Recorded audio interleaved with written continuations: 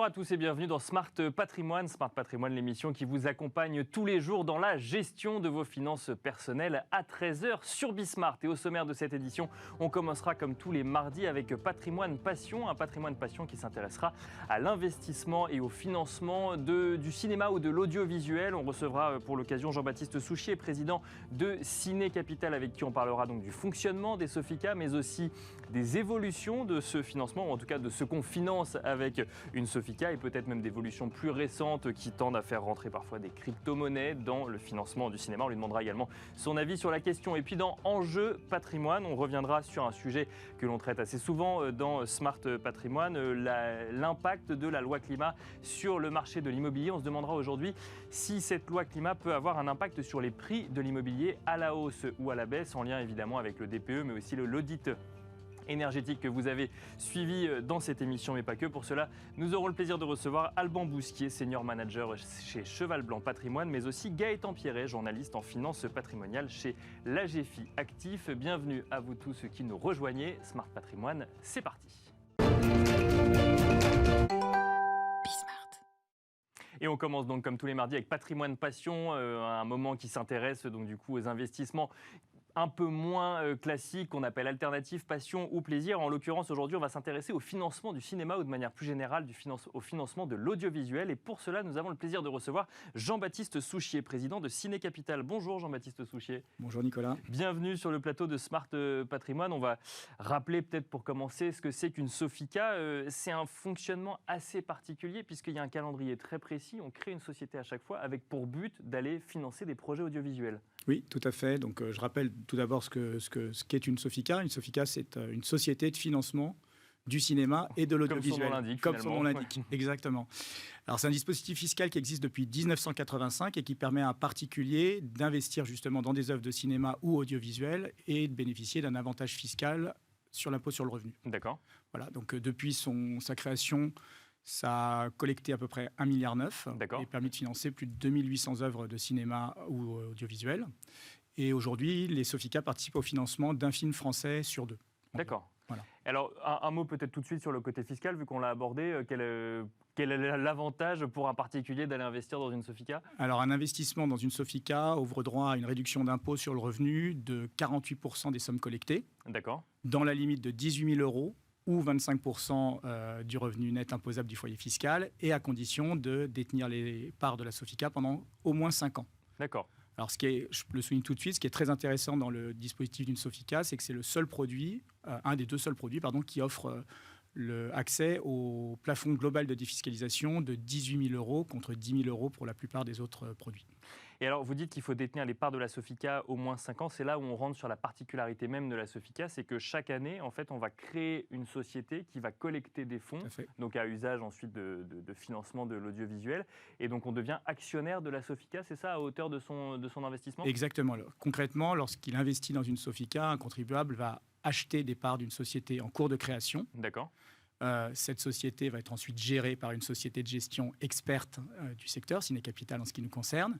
Elle va ensuite investir cet argent directement dans les œuvres audiovisuelles. D'accord. Et en contrepartie de cet investissement, nous allons remonter des recettes issues de l'exploitation de ces différentes œuvres sur les différents supports d'exploitation, c'est-à-dire en salle de cinéma, à la télévision, sur des plateformes de streaming, type Netflix, Amazon, ou encore à l'international. Alors, c'est intéressant parce que justement, on peut se dire le financement du cinéma, quand on pense au cinéma, donc on pense effectivement au secteur, mais on pense aussi au lieu physique du cinéma qui a, lui, souffert des mesures de restriction durant la pandémie. Ils ont été fermés pendant un long moment. Ensuite, on a eu des jauges où il a fallu rajouter des restrictions aux spectateurs qui rentraient. On peut se dire, quand on finance un film, on se rémunère sur les recettes réalisées par le film et généralement, on regarde le nombre d'entrées finalement dans un cinéma.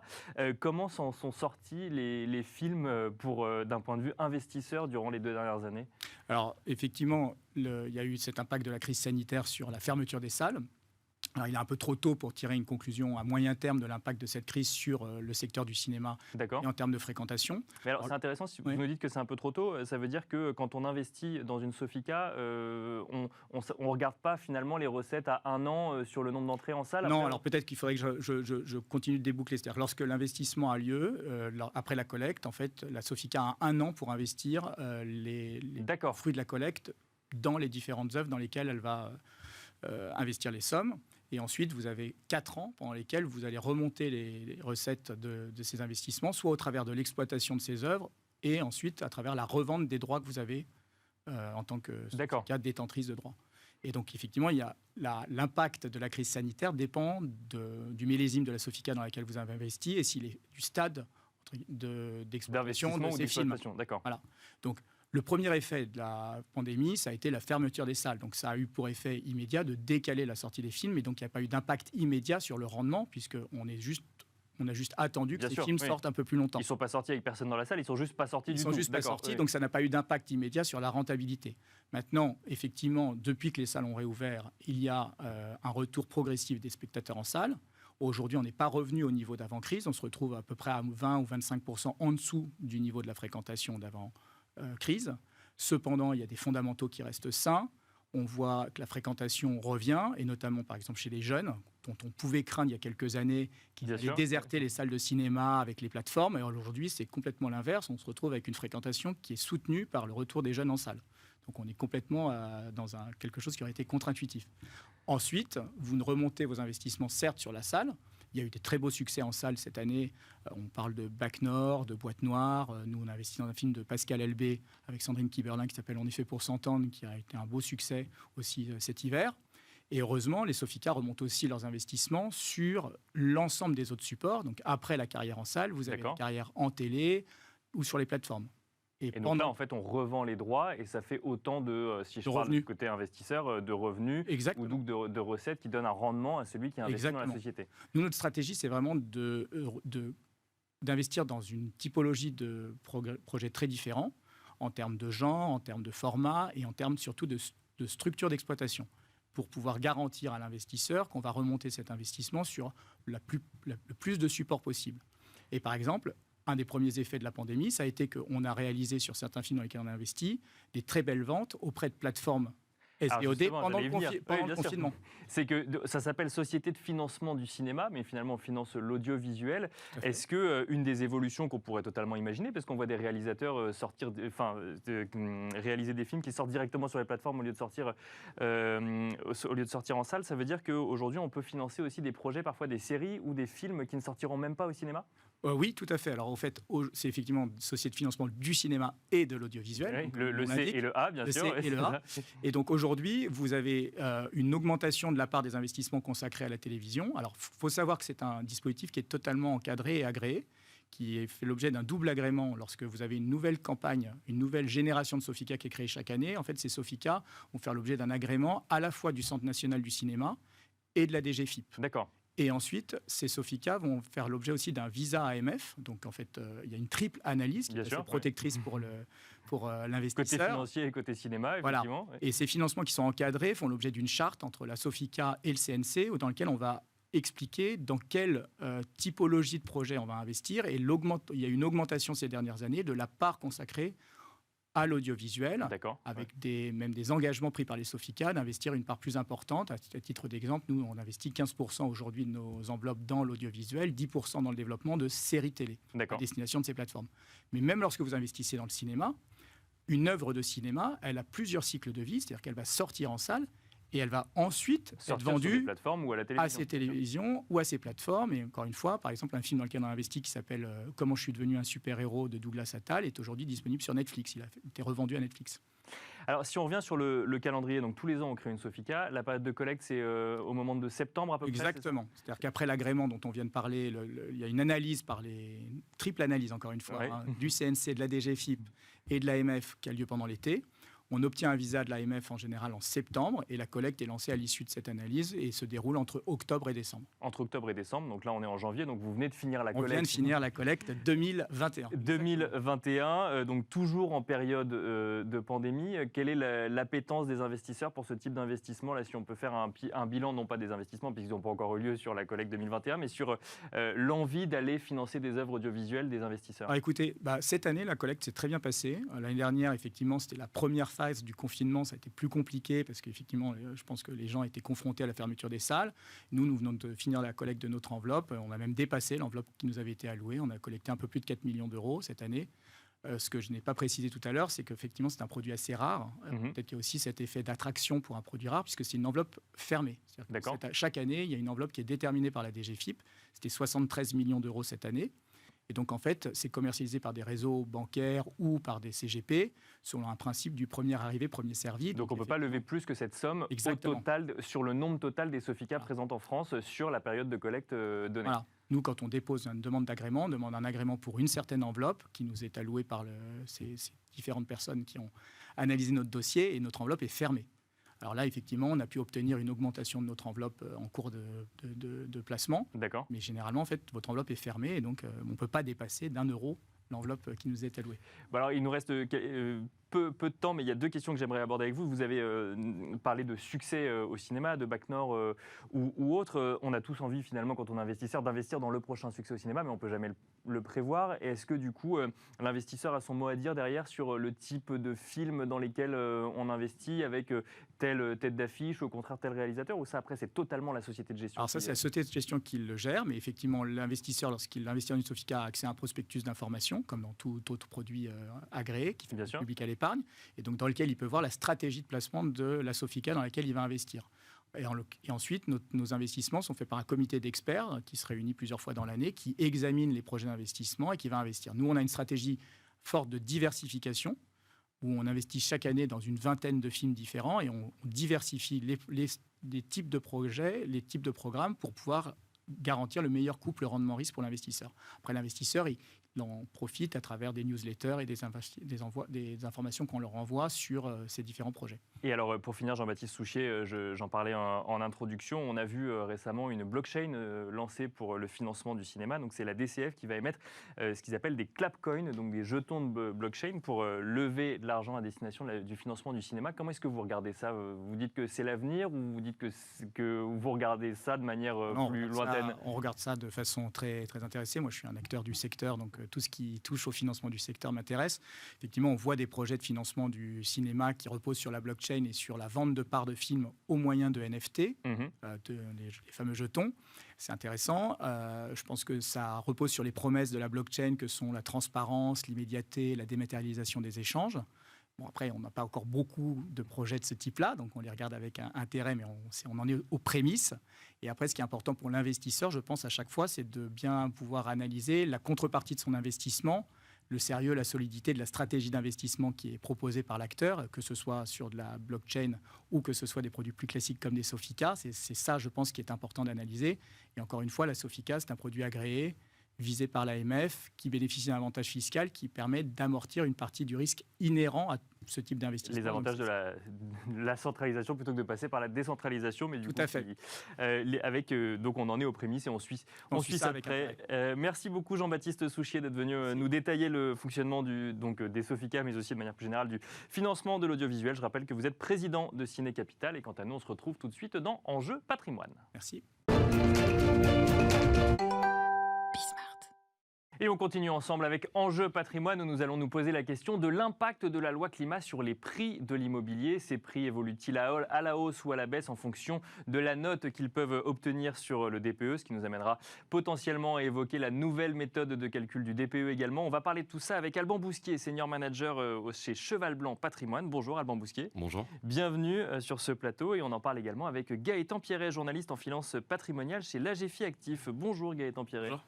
Bienvenue sur ce plateau. Alors Gaëtan, vous avez écrit un article sur le sujet donc dans l'AGFI Actif le mois dernier. Loi climat, le Big Bang aura-t-il lieu?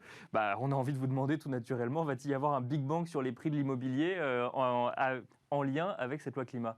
Alors, il y a de premières études qui sont sorties en fin d'année dernière, notamment celle des notaires de France. D'accord. Ils se sont intéressés aux transactions qui sont passées en 2020, et ils ont pu constater une décote déjà qui commence à faire jour sur les logements les moins performants énergétiquement. Alors, du côté des maisons, par exemple, les maisons F et G se sont en moyenne vendues entre jusqu'à moins 20%, entre moins 10% et moins 20% par rapport à un logement D. Et à l'inverse, les maisons maisons les plus performantes, donc classées A et B au niveau de leur DPE, se sont vendues entre 6% et 12% plus cher que les logements classés D. Donc là, ça date de 2020, c'est ça ? C'est ça, exactement. Donc 2020, au moment où la loi climat, on en était aux prémices de la loi climat, on n'était pas encore aujourd'hui dans les discussions qu'on a aujourd'hui au niveau de l'audit énergétique ou les DPE. Et là, on constatait déjà que si on prenait la note moyenne finalement du DPE, les mauvais élèves voyaient le prix baisser et les bons élèves voyaient le prix augmenter finalement. Exactement, parce qu'en fait, il y a effectivement la loi climat qui impacte beaucoup les prix de l'immobilier, mais il y a aussi d'autres facteurs qui jouent. Globalement, la société est déjà plus alerte sur les sujets d'environnement et d'empreinte écologique. Et deuxièmement, il y a aussi les prix de l'énergie qui jouent beaucoup. Et les Français, on le sait, sont très sensibles à ça. On a vu l'année dernière, quand les prix de l'énergie ont flambé, les Français se sont beaucoup plaints. Et bien là, pour les propriétaires, c'est exactement la même chose. Ils savent que quand les prix de l'énergie flambent, ça peut vraiment les pénaliser. Donc, ils faisaient déjà attention à cet élément-là avant même le passage à la loi climat. Donc, finalement, en fait, ils sont prêts à payer plus cher une maison, parce que là, on parle de maison à l'achat, parce qu'ils savent qu'ils paieront moins cher ensuite en énergie. Et à l'inverse, ils sont moins prêts à payer cher quand ils savent que la facture d'électricité ou de gaz va être plus conséquente. Exactement. Et aussi parce qu'il y a des travaux qui peuvent être très chers à mener pour pouvoir retrouver un logement décent énergétiquement. Et est-ce que ça, parce que c'est la question qu'on va se poser et qu'on va vous poser également après, Alban Bousquier, c'est est-ce que ça commence à devenir un levier de négociation, puisque c'est l'impact sur les prix. On rappelle pourquoi on se pose cette question, c'est parce que aujourd'hui, quand on veut faire une vente donc d'une maison ou d'un appartement, on regarde le DPE et si jamais on est classé G, F ou E, on va de manière, avec un calendrier prédéfini, en fait, voir sortir du parc locatif ces différents biens.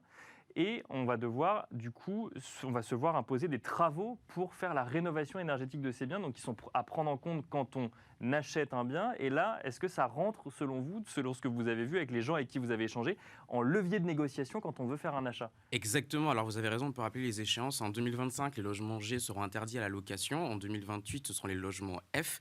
Et en 2034, ce seront les logements E. Il y a déjà, effectivement, on voit un premier changement qui est en train de s'opérer. Alors, c'est le groupe SeLoger qui a sorti une étude l'année dernière et qui disait que sur 40 villes étudiées, il y a, dans une vingtaine d'entre elles, une explosion des mises en vente de passoires thermiques. Donc, d'accord. Il y a des personnes donc là, c'est même pas sur le levier de négo, c'est juste que toutes les passoires thermiques arrivent sur le marché, finalement. Alors, c'est ça, il y a des propriétaires qui veulent s'en débarrasser, mais déjà, ce que SeLoger dit également, c'est qu'ils se rendent compte que les acheteurs font déjà attention au DPE et l'utilisent comme une arme de négociation pour tirer un peu les prix à la baisse. Ce qui rejoint un peu l'étude des notaires qui datait plutôt de 2020. Donc les vendeurs sont conscients de l'impact du DPE sur la valeur de leurs biens et les acheteurs sont conscients également aussi de l'impact du DPE. Alban Bousquier, donc vous êtes senior manager chez Cheval Blanc Patrimoine. Vous accompagnez du coup des investisseurs dans leurs investissements immobiliers, donc j'imagine dans la démarche et dans leur choix. Est-ce que vous regardez de plus en plus près déjà vous, à titre personnel, ces évolutions en matière de loi climat et de DPE, et on parlera peut-être aussi de l'audit énergétique, mais est-ce que les investisseurs le regardent de plus en plus ? Oui, effectivement. Aujourd'hui, les investisseurs vont s'intéresser de plus en plus sur le fait de se dire qu'est-ce que je dois faire. Et la question va se poser effectivement s'ils ont un bien immobilier dans l'ancien, dont ils savent pertinemment qu'ils auront des problèmes pour le louer ou pour augmenter le loyer à terme, évidemment. Et la question va se poser de se dire qu'est-ce que je dois faire entre le revendre, à quel prix évidemment, et là c'est un peu ce dont on parlait. Et du coup, quelles sont les solutions ? Est-ce que je dois revendre ? Est-ce que je dois racheter ? Et là, du coup, en fonction des problématiques, des stratégies mises en place, nous, notre conseil va être de se dire, effectivement, est-ce qu'il faut faire effectuer des travaux ? Dans quelle mesure ? Ou est-ce qu'il faut s'intéresser à d'autres types d'investissements, notamment les biens neufs, qui, eux, justement, vont avoir des performances énergétiques. Logiquement, sont parmi les mieux du marché. Exactement. Je dis logiquement parce que comme ça évolue, finalement, on ne sait jamais. Mais donc là, on prend le profil de quelqu'un qui possède déjà un investissement locatif. Et donc, comme le disait Gaëtan, qui pourrait potentiellement sortir du parc locatif si jamais il n'est pas remis aux normes. Donc, d'ici les 3 dates que nous a donné Gaëtan. Mais il y a aussi autre chose, c'est que si jamais l'appartement n'est pas remis aux normes, on a également un calendrier sur l'impossibilité de faire augmenter son loyer, voire même de l'indexer de le faire participer à l'indexation des loyers. Et à terme, de plus pouvoir le louer même. Et à terme, de plus pouvoir le louer, exactement. La question se pose vraiment, et justement de se dire qu'est-ce que doivent faire les propriétaires de ces appartements-là, les revendre. Évidemment que du coup, il y a des marges de négociation parce qu'ils savent pertinemment que le coût des travaux va faire qu'il se revendra à un prix moindre. Et ensuite, se dire qu'est-ce que je fais, donc réinvestir, notamment par exemple dans le neuf où ils n'auront pas ces problématiques de performance, où les coûts sur 10 ans seront considérablement réduits. Et donc là, si je fais un raccourci, et c'est peut-être un gros raccourci, hein, mais si d'un côté, il y a beaucoup de passoires thermiques selon ce loger qui arrivent sur le marché et que vous nous dites que tous les investisseurs locatifs se posent la question, ça veut dire quoi? C'est que tous les biens qu'on voit arriver, c'est ceux d'investisseurs locatifs ou pas forcément? Ou pas que? Non, C'est peut-être un peu raccourci quand même. Je pense que c'est trop raccourci. Effectivement, ça dépend de plein de choses et je peux pas trouver une solution idoine et universelle en fait à cette problématique-là. On va prendre en considération les besoins de chacun de nos clients. Donc j'ai pas une réponse à donner précise. Je reviens vers vous, Gaëtan Pierret. On a parlé des maisons, mais les notaires, ils ont fait la même étude sur les appartements. Oui. Et là, on se rend compte que les évolutions sont pas aussi franches que quand on parle de maisons. Alors, il y a quand même une décote pour les appartements. Les appartements F et G, en moyenne, se sont vendus entre moins 2% et moins 14%. Moins 2%, par exemple, c'est en Ile-de-France. Donc, on se rend compte que quand les marchés sont tendus, la marge de négociation, même avec un DPE mauvais, est quand même assez faible. Et à l'inverse, les appartements notés A et B, donc les plus performants énergétiquement, se sont vendus en moyenne entre 6% et 17% plus cher que les appartements classés D. Qui sont très rares. A et B, c'est très rare du coup. Tout à fait. C'est presque que dans le neuf. Aujourd'hui, la majorité des appartements. C'est vrai qu'il faut rappeler que la majorité du parc privé locatif en ancien, c'est quand même du D et du E essentiellement. D'accord. Et donc, et le A et B, c'est que dans le neuf aujourd'hui, on en trouve assez rarement. Mais en fait, il y a une question qu'on peut se poser. Est-ce qu'aujourd'hui, j'ai un bien dans l'ancien, est-ce que je peux le faire devenir A ou B? Vous avez déjà vu ça, vous, Alban Bousquet? Alors, je ne l'ai pas vu encore personnellement, mais ça nécessiterait de très gros travaux. D'accord. Ouais. Et donc un coût considérable. Le B est peut-être plus atteignable plus facilement que le A, parce que le A, on est vraiment sur donc des standards le A n'est très, pas très atteignable aujourd'hui quand on détient un appartement dans un immeuble haussmannien à Paris, par exemple? On peut pas dire non de manière absolue, mais non, en tous les cas, bien c'est très difficile à atteindre, surtout sur des copropriétés. Pour des maisons individuelles, c'est peut-être un peu plus possible. Mais en tous les cas, c'est surtout du B qui est visé pour transformer une passoire thermique. Mais c'est surtout que la facture peut s'élever très très cher. Par exemple, on parle de 550 € du mètre carré. Donc, par exemple, une maison individuelle. Rien que pour correspondre au DPE. Alors, pour passer d'une maison F ou G à une maison B, il faut compter environ 550 € du mètre carré. Donc, par exemple, pour une maison de 100 mètres carrés, ça vous fait une facture à 55 000 €. La facture monte très, très vite. Et surtout qu'il y a quand même cet enjeu de faire, au final, une rénovation véritablement performante. Et là, les chiffres en la mesure sont assez mauvais. Il y a une étude qui a été faite en 2017, c'est l'étude de Trémy, et en fait, elle nous dit que seulement 5% des rénovations énergétiques sont réellement performantes, c'est-à-dire qu'elles permettent de gagner au moins 2 classes au niveau du DPE. Alban Bousquier, quand on a quelqu'un qui passe la porte de votre bureau et qui vous dit « je veux faire un investissement dans l'immobilier, aujourd'hui j'ai un peu d'épargne, je veux faire un investissement », qu'est-ce qu'on lui dit? On lui dit « attendez, parce que du coup, en fait, on n'est pas vraiment sûr que vous gagnez des lettres si jamais vous achetez une passoire thermique et que vous faites les travaux », ou vous lui dites « allez directement vers du B, parce que comme ça, au moins, vous êtes tranquille ». Comment est-ce qu'on accompagne dans ce moment immobilier un peu en transition où tout n'est pas encore clair? On va devoir prendre en considération justement ce que je vous disais un petit peu tout à l'heure, les objectifs quand justement le client vient nous voir. Est-ce qu'on veut louer ou pas derrière? En fait, quel est l'objectif? Est-ce que c'est un but patrimonial? Est-ce que le but c'est de dégager du revenu, faire des rendements, etc. Donc la solution va s'adapter en fonction de chacun des clients. D'accord? Mais effectivement, aujourd'hui, on va prendre en considération tout ça évidemment et aller se tourner vers des investissements qui vont effectivement nécessiter beaucoup moins de travaux ou des rendements beaucoup plus intéressants. Et dans ce cas-là, forcément que le neuf peut être une solution vraiment intéressante. Donc vous, ce que vous dites, c'est qu'il vaut mieux aller vers du neuf plutôt que d'aller activer un levier de négo, par exemple, sur une passoire thermique, ou là encore, c'est possible aussi, ça dépend? C'est possible aussi, évidemment. Si vous arrivez à avoir un appartement totalement en dessous du prix du marché et que le coût des travaux va faire que vous restez encore sur une pertinence au niveau du prix, ça a du sens aussi. D'accord, voilà. En fait, ce que je vous dis, c'est qu'il n'y a pas une solution pour tout le monde. Mais du coup, on va vraiment s'adapter en fonction de chacun de nos clients sur leurs besoins, sur leurs objectifs, tout simplement. Et donc, sur un investissement locatif, mettons sur un parc parisien, là, ce que vous dites, c'est qu'il faut s'y retrouver, donc négocier suffisamment pour avoir bien anticipé le prix des travaux. Alors, Gaëtan nous a donné une estimation. J'imagine que ça dépend aussi beaucoup de la réalité de l'appartement ou de la maison en tant que telle. Comment est-ce qu'on peut être sûr de ne pas se tromper? Est-ce qu'on peut être sûr de ne pas se tromper déjà? Écoutez, pour être sûr de ne pas se tromper, la bonne opération, il faut la faire à l'achat. Donc il faut essayer d'obtenir le meilleur prix possible. Et en fonction, quand vous achetez, effectivement, vous avez le DPE obligatoire. D'accord. Et donc vous allez pertinemment voir si, quand vous achetez, vous êtes en DEF, une marge de négociation beaucoup plus importante. Donc là, le tout sera vraiment de faire jouer cette marge de négociation-là. Et alors, un mot de l'audit énergétique, parce que on lit souvent que si le DPE pointe les problèmes, l'audit énergétique, lui, va pointer les solutions. Donc, il a été reporté de quelques mois. Donc, ça veut dire que dans quelques mois, on va avoir systématiquement à la vente un document qui va nous dire, voilà ce qu'il faut faire comme travaux exactement et potentiellement des prix. Est-ce que ça veut dire qu'il faut attendre de vérifier ce qu'il y a sur l'audit énergétique avant de commencer à acheter, ou on a quand même aujourd'hui une vision un peu globale de ce qui nous attend ? Il faudra quand même le prendre en considération, effectivement, parce que ça va rentrer dans le coût du projet global. Donc oui, bien sûr qu'il faudra clairement le prendre en considération. Gaëtan Pierret, vous avez mentionné les copropriétés. C'est vrai que quand on veut faire de la rénovation énergétique de biens, et notamment en zone tendue, en appartement, ça ne dépend pas que de soi. Il y a un certain nombre de choses qui vont dépendre du fait que tous les locataires ou tous les propriétaires, d'ailleurs les propriétaires, soient d'accord pour réaliser les travaux. Oui, tout à fait, tout à fait. Et ça, alors le sujet des copropriétés est encore plus complexe parce qu'effectivement, il faut mettre tout le monde d'accord, il faut se réunir et ça, c'est pas forcément facile d'avoir l'accord de l'ensemble des copropriétaires, surtout s'il s'agit de copropriétés majoritairement d'investisseurs, donc c'est-à-dire des personnes qui sont davantage intéressées par la rentabilité que par la qualité de leurs biens.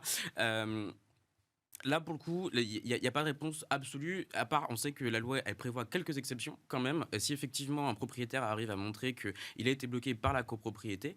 qu'il a fait la démarche, mais que la copropriété lui a dit non. Exactement, il pourra quand même continuer à louer son bien, mais son bien, en regard de la loi, sera quand même considéré comme indécent. Donc vous voyez, il y a quand même une espèce de flou à ce niveau-là. Oui, on ne comprend pas exactement. On peut louer, mais bon, le logement est quand même indécent. Et on peut peut-être évoquer quand même rapidement, il y a des aides pour rénover son bien. Alban Bousquier, on n'est pas laissé tout seul comme ça face à la rénovation énergétique. On peut solliciter des aides, il y a notamment MaPrimeRénov'. Donc là, ça peut permettre de faire baisser un petit peu quand même la facture quand on fait un investissement, quand on fait un investissement locatif. Bien sûr, ça fait baisser la facture effectivement, mais par contre, c'est à prendre en compte dans le coût du projet. Donc, toujours, on en revient à son calcul finalement, on sort son tableau Excel et on en revient au calcul. Et alors, je reviens sur le neuf, vous nous dites finalement que là, on est sûr d'avoir du A ou du B dans le neuf. Est-ce que c'est facile aujourd'hui de faire un investissement dans le neuf ? Parce qu'on entend souvent, d'ailleurs, on en avait sur ce plateau des bailleurs qui nous disaient qu'ils avaient du mal à faire sortir les immeubles de terre. Donc là, pareil, c'est la rareté qui fait le prix aussi ? C'est la rareté qui fait le prix, effectivement. Aujourd'hui, le foncier est de plus en plus rare. Donc effectivement, les promoteurs vont se battre justement pour obtenir ces biens-là. Maintenant, du coup, une fois par contre qu'ils ont construit, on va pouvoir trouver des choses pertinentes toujours de cette façon-là. Et par contre, on est sûr, avec le neuf, d'avoir des DPE qui correspondront à du A ou du B. Et du coup, avoir un coût, finalement, tout au long des années des projets qui sera beaucoup moins important qu'en appartement à rénover, sur lesquels on va effectuer des travaux, etc. Gaëtan Pierret, on finira avec le sujet des aides. Il nous reste quelques secondes, puisque dans l'article que vous avez écrit en décembre, vous pointez également le fait que le profil des gens qui possèdent des passoires thermiques, qui sont potentiellement ceux qui n'ont pas forcément le plus les moyens de faire la rénovation. Bah non, c'est ça, et c'est un peu le gros cœur du problème. En fait, c'est le financement de la rénovation énergétique. Encore une fois, on se tourne vers les notaires de France, qui nous disent qu'un peu moins de 50% des propriétaires de passoires F et G, et pareil, un peu moins de 50% des passoires E, ce sont des retraités, des ouvriers ou des employés, donc des personnes qui n'ont pas des revenus forcément très élevés. MaPrimeRénov', effectivement, c'est une grosse aide. C'est la principale aide du gouvernement, c'est des milliards, quand même, je crois que c'est 2 milliards, si je me souviens bien. Donc, on voit que le gouvernement met quand même la main à la poche. Le problème, c'est l'avance de trésorerie. Il faut quand même que les ménages avancent l'argent avant de se faire rembourser. Pour les ménages les plus aisés, ça ne pose pas forcément de problème. Par contre, pour les ménages moyens, ça peut poser problème. Les ménages les plus modestes, et ça on peut le préciser, peuvent être exemptés de cette avance de trésorerie. Donc, ça reste vraiment la classe moyenne, j'ai envie de dire, oui, qui peut être potentiellement la plus pénalisée et qui va devoir avancer cet argent pour pouvoir engager les travaux. Merci beaucoup Gaëtan Pierret, journaliste en finance patrimoniale chez l'AGFI Actif. Merci également Alban Bousquier, senior manager chez Cheval Blanc Patrimoine. Merci à vous de nous avoir suivis et je vous donne rendez-vous demain pour un nouveau numéro de Smart Patrimoine.